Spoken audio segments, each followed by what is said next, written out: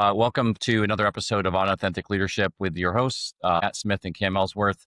We are joined today by Rob Dow, who is the UVM men's head soccer coach. Rob, we know that your life is exceptionally busy, especially this is an in-season podcast interview and discussion. And so thank you very, very much for taking the time to be with us here today. Yeah, Matt and Kim, thanks for having me.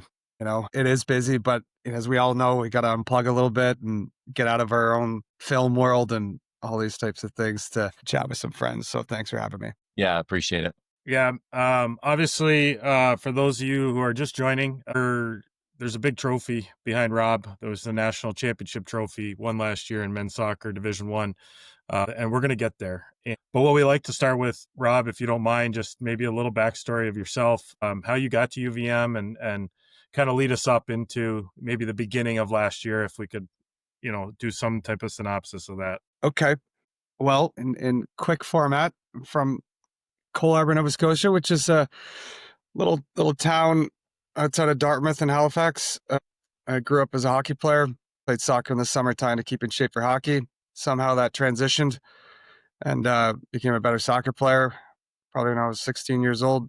Kept playing hockey all the way through, playing soccer, went to college as a college Division I soccer player at University of Maine. Played as a pro for a few years in Canada and in the USL in America. And, what I didn't recognize, was before coming to America, how special of an emotional experience that college athletics is, how meaningful it is. And then going to play at the pro level and really having a void, and especially that emotional piece and like the friendships, the network, playing for something bigger than yourselves, your university, your state. I just knew I wanted to get back into it. And then my 4 years of eligibility was done. So I had to coach.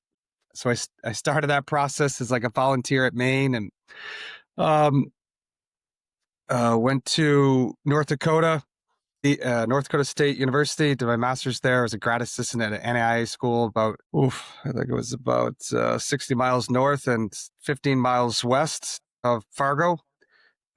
School called Mayville State. Everything's sectioned out because it's farmland up there, and learned a lot as a young age. Came back out east, got a head coaching job at 25 years old at Dean College. Went to Southern Hampshire to be an assistant, came to Vermont, be an assistant, became the head coach in 2017. I think what's unique here is that I got to coach at junior college level, NAIA, Division III, Division I, and a lot of different perspectives. Everyone at Vermont, everyone at Norwich does more with less. But I certainly appreciate what I do have, certainly from my background. I think what maybe connection to such an amazing season last year and great season in 23, 22 and NCAA tournament in 21. I think what I tried to kind of make happen is that from my upbringing as a resident of Cole Harbour, Nova Scotia, like our town center, which is called Cole Harbour Place, has like 2 ice services, a library, a pool, bingo room, 2 soccer fields out back, like skate park and baseball fields. It felt like a college athletic campus, and that's where you could find me. And my mom just, could call somebody at the desk and be like, "Hey, is Rob still alive?" "Yeah, he is. He's in the pool right now." But like coming to Vermont, I felt that, and that community and just pride of the state of Vermont in UVM athletics. I want our players to appreciate that. And I think that's been like the most powerful piece here is that it means a little bit more to our players and to give back, but also, our stands are packed. And to play in front of that, it just gives us an extra edge. And I think it's been a large reason why we've been successful. I appreciate that. My family is actually from Cape Breton, Nova Scotia. My mom and my dad, and they moved to Ontario after they got married. But I have relatives. I actually have an aunt that lived in Cole Harbour, and so very familiar with the area you grew up in.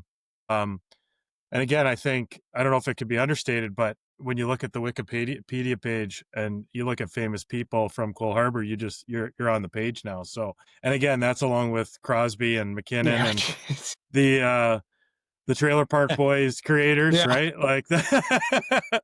So you've done yourself well, but I was hoping to maybe just give some people. I grew up going out east every summer for a while, and obviously Halifax is a pretty communal area, but I didn't know if just to start you had any cool stories of just some places I went to, like the Lower Deck. I'm sure you've been to the Lower Deck. Is that fair? Yeah.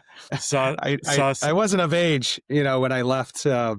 Oh, you weren't? but I've been to the Lower Deck. Fair enough. That's good. So did you grow up like just in that area, right?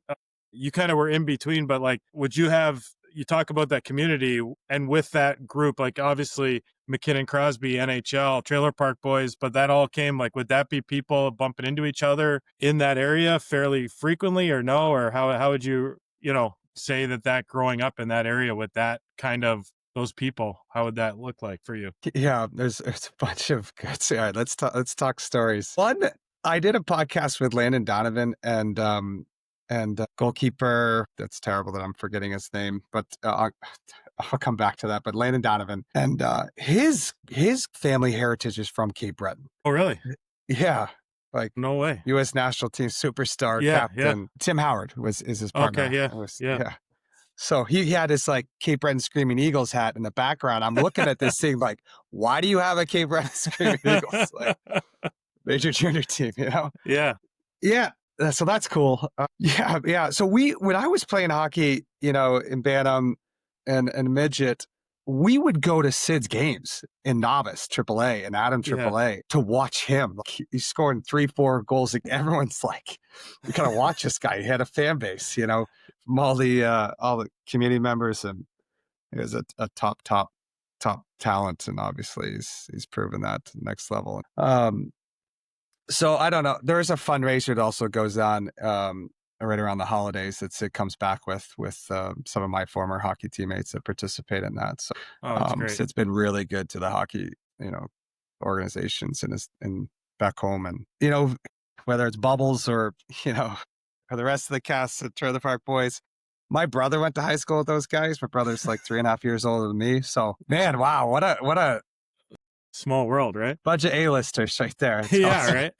Yeah. All right, well, great. Yeah, I don't know, Matt, I know you had maybe get back into the community and the soccer, but I thought it was kind of a really unique thing. We got 3 dudes in Vermont with some, maritime heritage. So yeah, just for context, my dad's side of the family, dad ended up being born in Maine, but his entire side of the family is from Charlottetown. Yeah.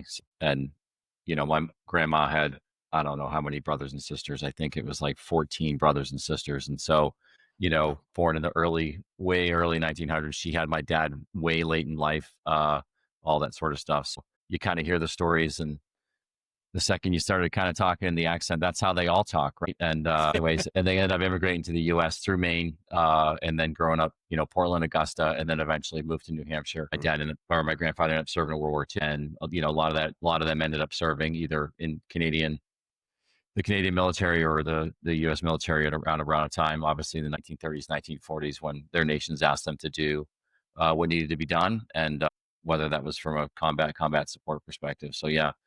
Some unique heritage for sure. Love PEI.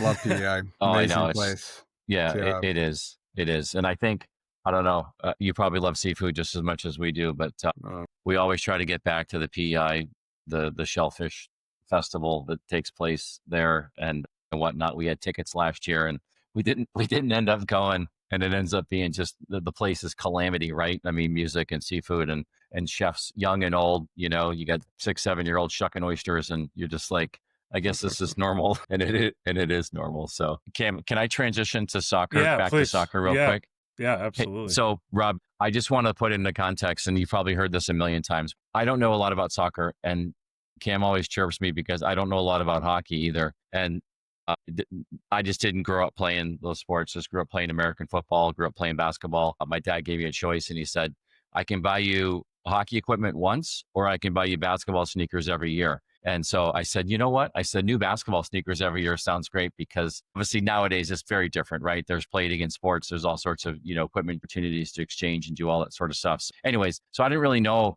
soccer. However, I spent almost half my career in Europe. where soccer is massive, right? And then I spent a lot of time in Central and South America, just in the Air Force, where like there's one soccer ball in the town, right? And they all share it and they all do that sort of stuff. So, and I lived outside Dusseldorf a couple different times. And so we would go to soccer games and, and all that sort of stuff. And it was just electric, right? I mean, it's just, you'd think it was the championship game, like, and it was just a normal in-season game. So that was my exposure to it. So fast forward, get to Vermont and all that sort of stuff, and you guys are making your run, right? Those are the feelings and the emotions. Like, again, I don't know soccer. I know the basics of it, but certainly don't know it like you, and I certainly don't know hockey like Cam does. So fast forward to, December, 2024, and it's going into the wee hours of the night. And I imagine your blood pressure is like through the roof, and my blood pressure is through the roof, and all that sort of stuff. And then, of course, it's around 10:30 at night, and it's going into overtime. And like, just from a fan perspective, I think I just want to let you know, at every point in that night, I think every single person in Vermont or every person that was a UVM fan was on board the Rob Dow UVM men's soccer train. Like, it's just hard to put into context, like how much support you guys had. I was at a house party, celebrating the holidays and all that sort of stuff. And everyone was just glued to the TV, listening to every single word that was coming out of the announcer's mouths and watching the TV and all that sort of stuff. And when it's your team, you just want to you're willing to give up like birthdays, fingers, cars, anything. It's like to make you guys win. And I remember I went to bed and I'm watching it on my phone because I'm the kind of guy that's like, I'm a little bit anxious as it is. I'm just like, I can't turn on the volume because I'm just too nervous, And then just to see Max Kissel break out on that play and score the goal. Like, I don't think I've slept better at night than I did that night you just wake up and like, you guys are national champions. You guys are celebrating. I know there's going to be a parade. And I just wanted to provide that fan experience because all of us were Catamount fans at that point in time. I didn't go to UVM. I've been to UVM multiple times, but I'm not a UVM graduate and stuff like that. And just the energy that you brought to UVM and your team giving something to cheer for was just really, really special. And I just wanted to say thank you. Thank you for leading your team. Thank you for coaching your team. Thank you for building men of character and providing an entire state and entire fan base with hope. So thanks and congratulations. That's a great story and great explanation of what we felt, down in Cary, North Carolina, because we are in this hotel and, we're trying to limit distractions. A youth tournament going on at the same time, you make it to the final. Now, like, all the media is coming down, but so did the stories, and we're grabbing those and, and keeping our guys like settled, but like emotionally interested because it was such a long haul travel for all the NCAA tournament games except for one, and we needed that. We needed it as amazing as it as what we provided, we couldn't have done it without that. I don't know, just these people that don't watch soccer, like you said, or don't watch sports, and then they're Monday night in December watching college soccer. Rob, when you took over the program as the head coach, I think you said it was in 2017. Is that right? So what did you have some like, I don't know, did you have a 1-year plan, a 3-year plan, a 5-year plan? Did you have certain non-negotiables? Did you have things that you wanted to instill? Like, what was your thought process if we go back like 8 years ago? Yeah, I had no idea what I was doing my first couple of years as a head coach. I was, I knew I was kind of a good recruiter, like that was my thing. And I knew some tactics, but I remember the off season sitting down with our captains and coming up with, and I was a big fan of like Coach K's stuff, that all of his books and understanding non-negotiables and value points. But I was working with our captains to get guidance for them with some ownership. Like, what should we come up with there? What's going to be our mission statement? What's going to be, what do you want to stand by? And we came up with some words and we put them on a locker room, around the top of the lockers, and have a mission statement. And the mission statement's actually pretty similar. We kept it, modified a little bit. But I didn't know I wasn't good enough in the ability to teach it. I think I could exemplify a lot of it, but I needed to develop my abilities as like a coach. And I want that to be clear. And I think it took until me to have like an intentional interest in getting coaches for myself. That was something that as a head coach, you're so alone at the top. I'm used to having a boss, getting a lot of information from them, being, yeah, I'll go on the road. I'll come up with the set pieces. Yeah, whatever you need me to do. But where you're looking like, oh man, I gotta make this decision, or I gotta execute this disciplinary, policy.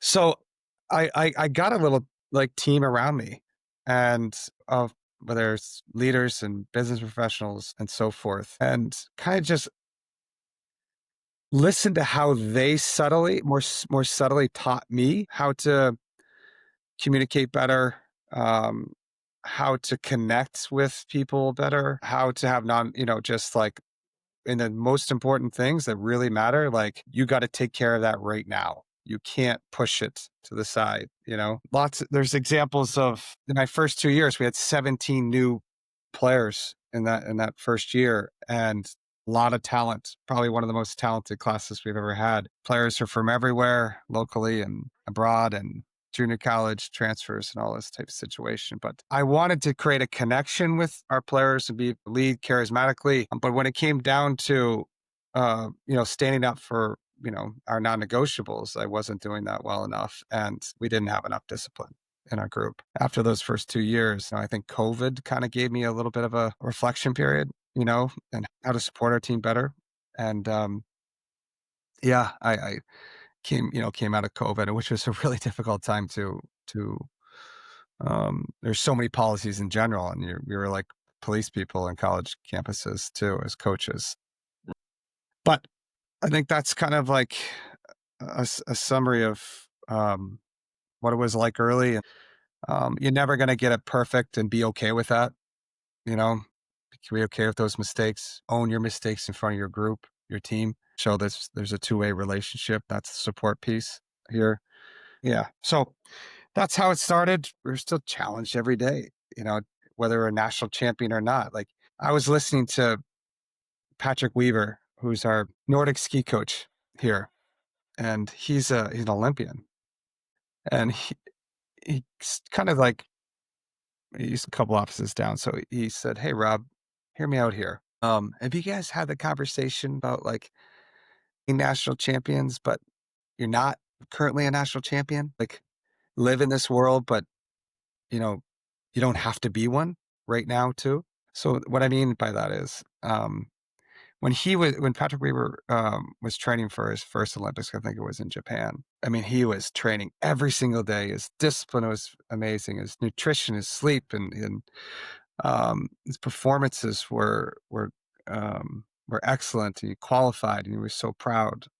And then after the Olympics, he's got another 4 years to prepare um, for the next one. Someone after the Olympics says to him, "Hey, you're always going to be an Olympian. Congratulations! Like it's going to stay with you for a lifetime." He had that in the back of his mind, and he was just talking about he wasn't training as hard. He didn't have the same commitment levels. He thought it was just going to happen. And it wasn't until he, let that go and says, "I'm not currently an Olympian for, whether I don't know what year it was, but for the next Olympics, I got to go back to the time where I was not." And that's what our team had to do here in the last 2 weeks was that there's so many returners in our team who are national champions, but we're not 2025 national champions right now. And we don't have to be. We just need to show up and get to work every day. That's awesome. Yeah, I was just looking at at Patrick's his resume, and it's significant. In addition to being apparently a carpenter and an amazing designer and all that sort of stuff, which I don't know what your hidden talent is, Rob, but it's seemingly everyone who succeeds at your level is not just good at what they do, but good at something else as well. So, Rob, you talked about the mission statement and all that sort of stuff, and I'm not going to ask you to regurgitate it, but just from a core value perspective, the things that you put on your wall, what is something that stayed from last year, and what is something that maybe you guys added this year? That is something that just day in and day out that you reference that's important just to as a guy, as a leader, as a coach, and something that resonates and something that you share with the team. And it may still be something that's on the wall, or it may just be something that you carry within. Yeah, it's interesting. So our non-negotiables haven't changed. Our Yep. 3 value points have not changed. Our mission statement has not changed, but our mantras have changed. And I think that's important because I've gone into seasons where I've decided the mantra and I've missed, completely missed and it didn't stick. We've done some that we have. The best situation, I think, and this is, we didn't figure out our mantra last season until I think we're going into playoffs. And it was things like the underdog, not underdogs, just dogs. Say dogs, dogs on three. The expression of how do you eat an elephant? How do you win a national championship? So one bite at a time, one game at a time. These types of things. Be blue-headed, blue-headed.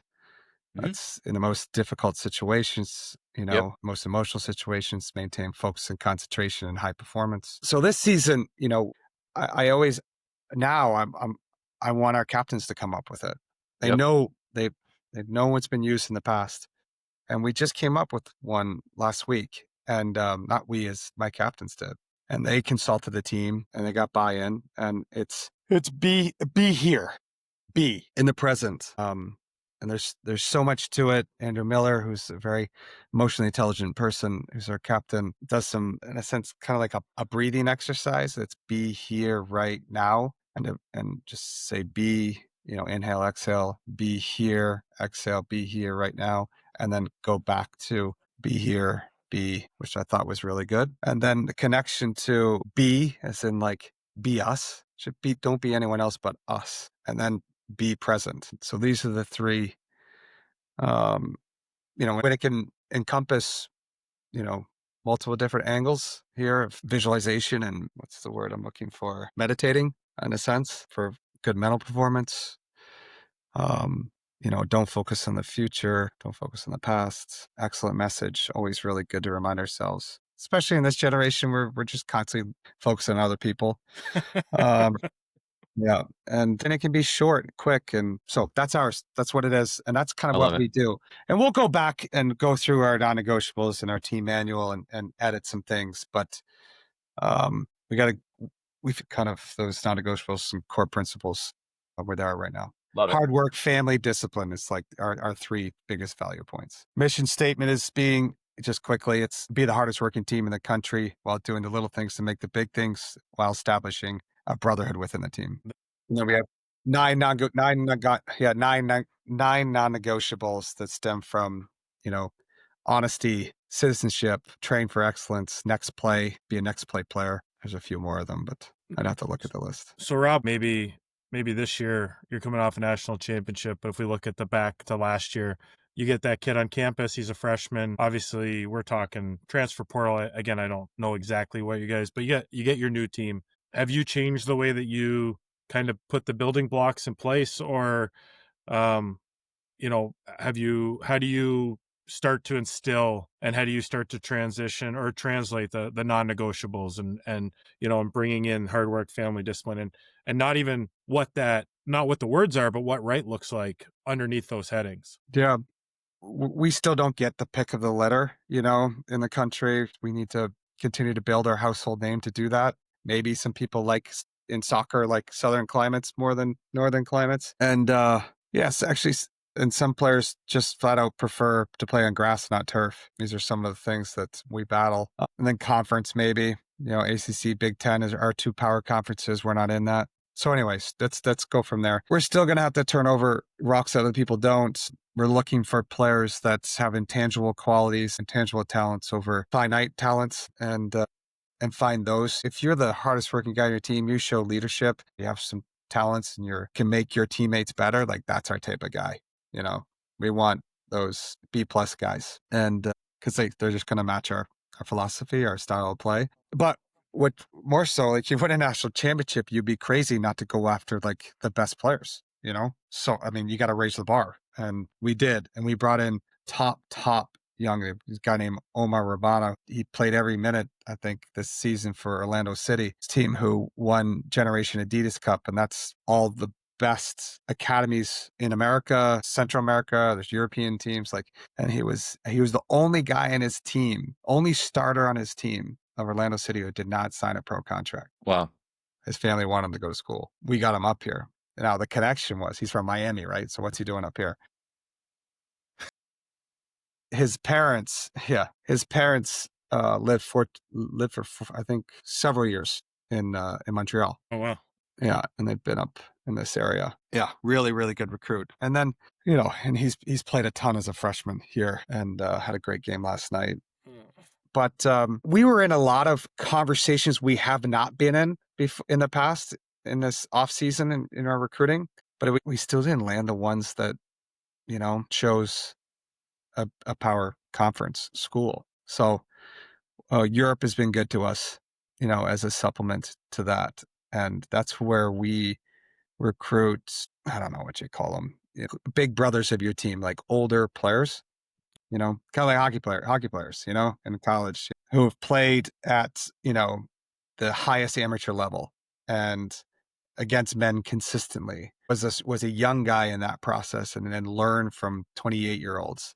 And then them coming in with those consistent high performance qualities, playing against men and at high levels has transitioned. It's pretty much a seamless transition into college soccer. Are they coming in as true freshmen, or are they coming in a little older? Like you said, hockey players come in 19, 20. Yeah. How does the soccer recruiting work? We prefer someone who would come in at have 3 or 4 years of eligibility. Some try to go to college while they're playing, and it's really, you know, for a year and realize that's not, those schedules don't match in Europe. In America, Yeah. college athletics, it does. So that's where they see a lot of value in coming over and having a more efficient schedule. Gotcha. Rob, when you get these players, I'm a big baseball fan. Goals can get scored rather quickly. So you're never kind of out of something. But you guys were cardiac kids last year. You're coming back late.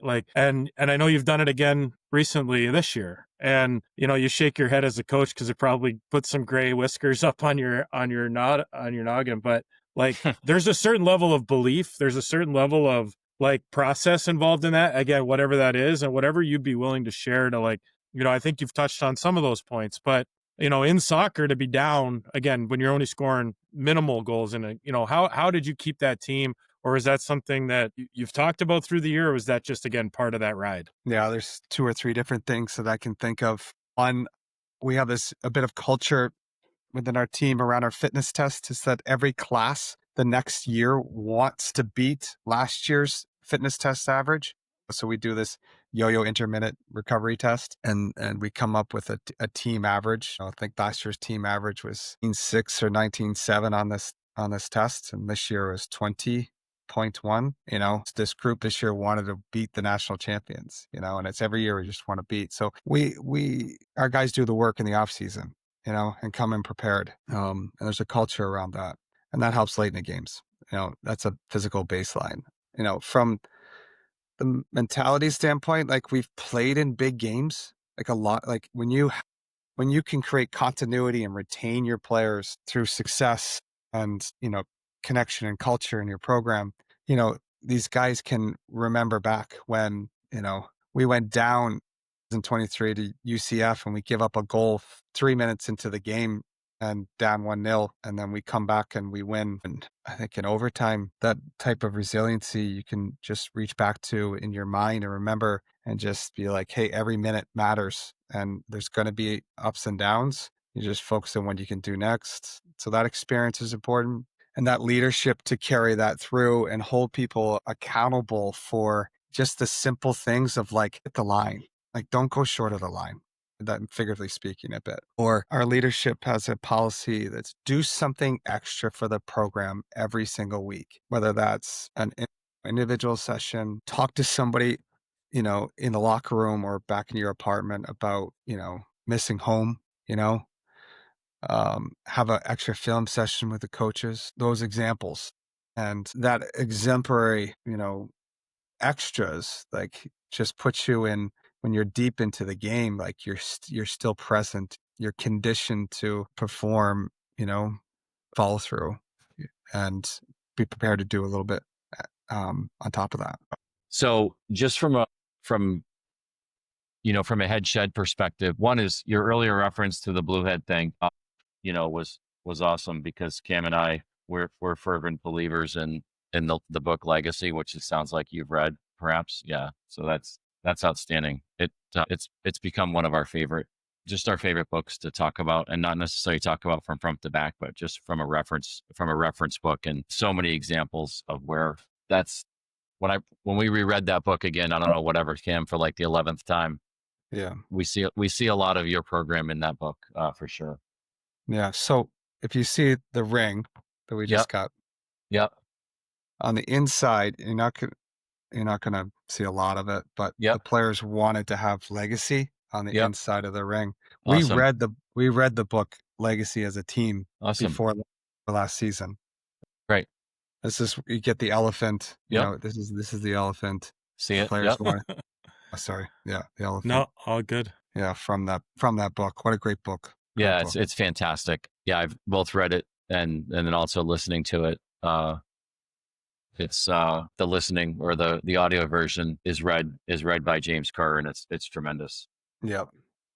Just like the Canadian accent that I've had to get used to. I've had to get used to the New Zealand accent, and Yeah, I'm just kidding. that's all right. No, so my question, I guess, is the demands that are put on you, as a head coach, and obviously the the season goes by probably a lot faster than you would like it to go by. And if you could just slow anything down, you probably come up for air after the holidays, and you're just like, wow, there was just a lot of things. And I guess just from a military perspective, it's the same sort of thing for us, and you go on a deployment, 3-4 months away or 6 months away, and you kind of come back, and life goes on without you, even though you think mentally, okay, I left in August and I'm coming back in December. Your brain is still in August, and I would imagine to a certain extent your season is a lot like that, right? So, and I just, if you wanted to just kind of share, I think your little guy's name is Hanson. Is that Yep. your statement? Yeah. Yep. Yep. And so just how you balance, all of that, because there's demands from your family, there's demands from the university. Obviously, you have an experienced group of people, of players, multinational, international aspect of things as well, where those guys are missing their families. And I know you just mentioned it, to talk about that. But just, for our listeners, if you could just kind of talk about, because I think in today's day and age, Cam and I recognize that it's just crazy, right? It's nuts so on so many different levels, but obviously to stay grounded and to value, to continue to emphasize the things that are important, which I would argue is not just the players, but it's what, when you come home after that, your family. And I just didn't know if you wanted to kind of give a shout out either to your family or just to the things that are important in your life at this time. Yeah. No, I wouldn't be able to do my job without the support of my wife, Lauren, and the smiles I get from Hanson and Yeah. Russell, our baby Russell, Yeah. when I come Congratulations, home. by the way. Yeah, thank you. Yeah, I'll share a little bit of like personal information here. So my son Russell was born on Thanksgiving morning before we left for San Diego in the third round of the tournament that afternoon. I wasn't around much for that Yeah. first 3 weeks of Russell's life, and it was really challenging, and it was also a really challenging spring. Um, Around just like some of the medical care that Russell needed. And it was really hard to soak up all of the positive emotion about winning a national championship and the parade and with some of the unknowns that we did not know with Russell at that time. And it was for my wife and I was probably the most difficult time of our lives. And but like you have to show back up for your players, for your program, for Hanson, who like is living a great life as a hockey and soccer player too, and a great student at Monte Cristi. And that tested me to a whole different level. But like family is most important. And we're so lucky that in our department, our athletic director, Jeff Schulman, gives a lot of flexibility, knowing that, the coaches have long nights and weekends. But, when our family needs us, like there's never resistance to serve, and make sure we're That's doing our awesome. duties at home. But I also think like, and how my wife have had to do this, not being from Vermont, and we don't have support networks here, and other family members. We've had to create families around us, friends, and I feel like I have the duty to also teach my players, about how to be a great dad, and prioritize that. 'Cause if I didn't, then, I wouldn't be serving our players well enough in my leadership philosophy. I Yeah. was just No, going to say I thanks. Thanks for sharing, Rob, because Cam and I feel very much the same way, and I'll let him share his sentiment here. Yeah, no, I really wanted to, again, thank you, and obviously best for Russell. One thing you mentioned earlier was, the loneliness at the top, and then being when you're used to having a boss and now you are the boss. How have you now taken that opportunity to, share down to the people underneath you, build them? Do you have goals for them, whether that's moving them on to the next head job, or has that how has that made you a better leader, and how do you try to serve them, like the assistants on your staff? Yeah. Um, yeah, like Brad Cole, who's my associate head coach, associate head coach. He's ready to be a head coach, and he's acts that way. You empower him to do that. That gives him more work, for sure. But yeah, my role has evolved. Fundraising is really important for head coaches now. I'm a bit out of like um, a bit out of the dailies of like X's and O's. You know, so but I think what the piece here is it's important to me is to recognize in searching for our coaches, like coaches that can also not only players, but coaches can coach with a deeper meaning, deeper purpose. And Brad played for this program, and he's from Vermont, and he wants to give back to the program so much. And I know that I need to be conscious of like how much he does, and but he's always shows back up and being like, what can I do to continue to raise the bar for Vermont soccer? But he's also the same guy that went back at South Burlington High School the other night and right before a game and did like a little question and answer thing for Burlington High School soccer players. Because that's important to him. That's something, and our goalkeeper coach, Owen Jack, played for us too. Good little story for Rory Toomey. Rory played Division III soccer at St. Joe's College, but he's a Division I player. Helps in our practices is amazing. But one thing that he really explained to me, um, with his actions, he was our ops person, and we weren't able to like hire back a temp position for a second assistant role that around or after COVID because that's the universities were trying to get back on track financially. So I couldn't promote him, so he's like, okay, I'm gonna go do my master's at St. Lawrence, and he did. And that was in 2022. We got that temp position and we got that position funded back after 2022. Without an announcement, he showed up at my house like old school and knocked on my door, drove to my house, knocked on my door and says, I want this job back. I want to be back into the program. I'm like, so he don't consider anybody else. I was like, okay, give me a day to think about this, and those things, I don't know, like if you're looking to be an assistant coach and you want this job, go out and get it. Like that's just make sure you make that so apparent, it's good advice, I think, for anyone's in these coaching careers. Toomey exemplified that really well. I mean, I couldn't say no. I just couldn't say no. That's amazing.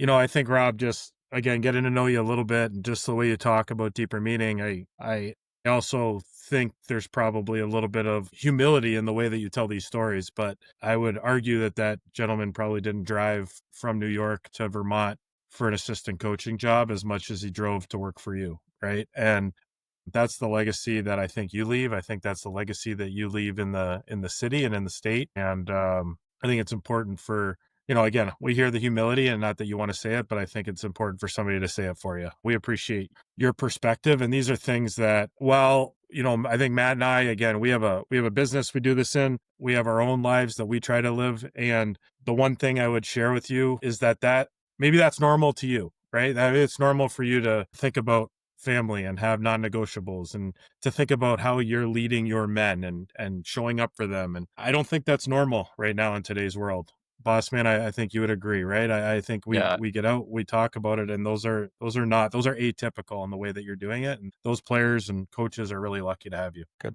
Yeah. That's a good point. And just to emphasize that point, Rob, is no, obviously December was exciting, and leading up to the parade was exciting, and it brought a level of energy, not just to UVM but to the entire state. But just from a player perspective, I would imagine that when they come back, people come back years from now for an alumni game or to celebrate the 5-year anniversary of that national championship, or the 10-year, or who knows, however many years it's going to be celebrated, and hopefully it's celebrated every year. But the trophies behind you is exceptional, and there's not a lot of people in the world that have that. And there's certainly not a lot of people in the world that have a championship ring. But I think what they're going to remember the most is they're going to remember how they felt. They're going to remember how you made them feel, how your assistant coaches, how Brad made them feel, and all that sort of stuff. And that's something that I know that I carry with me just from my time in the Air Force. And Cam carried his time playing as a college athlete as well as a, collegiate coach and stuff like that.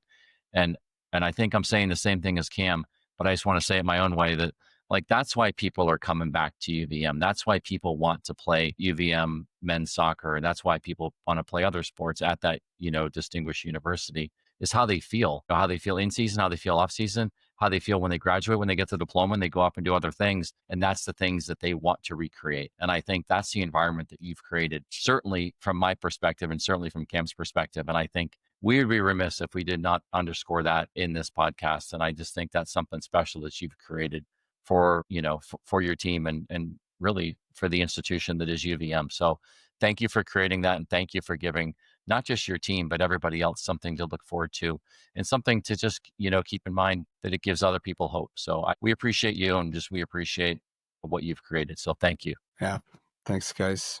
Quick on that. Everyone hates how they feel after preseason. Isn't it funny that when 20 years from now they laugh about, 20 years from now they'll laugh about it? Isn't that such an amazing, kind of phenomenon that happens when you get back together? It's really absolutely. Yeah, you never remember the shuttle runs or the how we have to beat the 2024 national championship time or score.